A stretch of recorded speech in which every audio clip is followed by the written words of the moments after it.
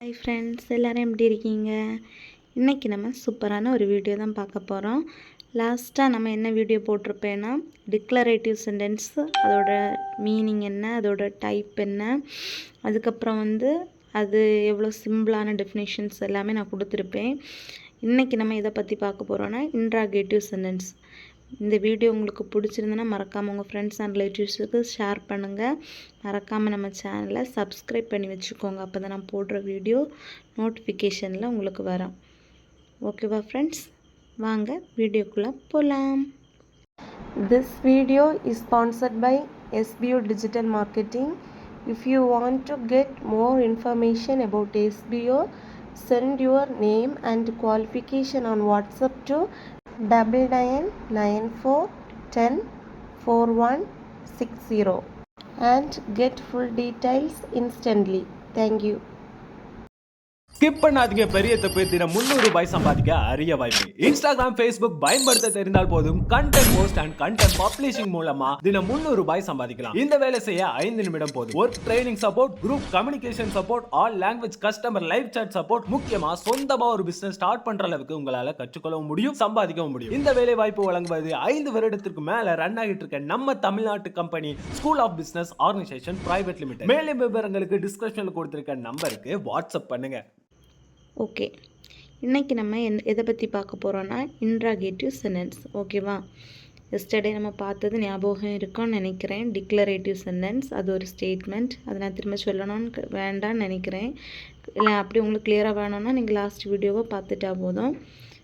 So okay, இன்றைக்கி நம்ம interrogative சென்டென்ஸ்னால் என்னன்னு சொல்லிட்டு பார்ப்போம்.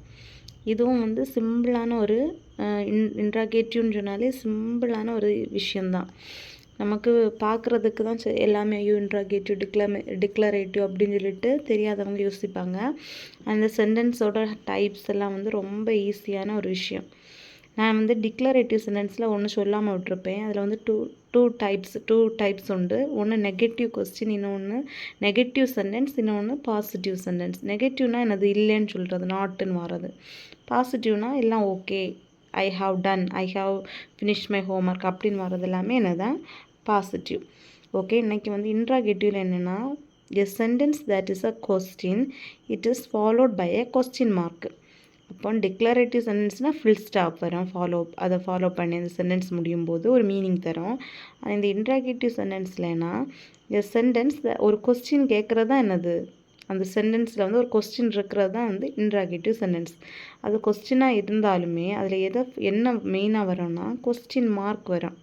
கொஸ்டின் மார்க்னால் நமக்கு எப்போவுமே ஒரு கொஸ்டின் கேட்டால் ஆன்சர் எழுதும். அதே மாதிரி அதில் கொஸ்டின் வர எல்லாமே என்னதான் இன்ட்ராகேட்டிவ் சென்டென்ஸ்னு தான் சொல்லுவோம். Did you know the answer? இதில் எக்ஸாம்பிள் கொடுத்துருக்காங்க. அப்போது உனக்கு இந்த ஆன்சர் தெரியுமா? அது ஒரு கொஸ்டின் கேட்குறாங்க. அப்போ இது என்ன சென்டென்ஸ்னு கேட்டால் உங்களுக்கு எழுத தெரிஞ்சிருக்கணும். இது என்ன சென்டென்ஸ்? Interrogative sentence. வேறு என்ன எக்ஸாம்பிள் சொல்லலாம்? What is your name? How old are you? Then where are you coming from அப்படின்னு சொல்லிட்டு நம்ம கொஸ்டின்ஸாக வாரது எல்லாமே என்னதான் இன்ட்ராகேட்டிவ் சென்டென்ஸ். உங்களுக்கு புரிஞ்சிருக்கும்னு நினைக்கிறேன். ஸோ இன்ட்ராகேட்டிவ் சென்டென்ஸ் நீங்கள் என்ன சிம்பிளான டெஃபினிஷன் தான். இதை நீங்கள் உங்களுக்கு தேவைன்னா எழுதி நோட்டில் வச்சுக்கோங்க. தென் ஓகே, வேறு பேலன்ஸில் உள்ள கைண்ட்ஸை அடுத்த வீடியோவில் நம்ம பார்க்கலாம். ஓகேவா ஃப்ரெண்ட்ஸ்? இந்த வீடியோ உங்களுக்கு பிடிச்சிருந்தா மறக்காமல் லைக் பண்ணி கமெண்ட் பண்ணுங்கள். ஓகே, தேங்க்ஸ் ஃபார் வாட்சிங். டாட்டா பாய்.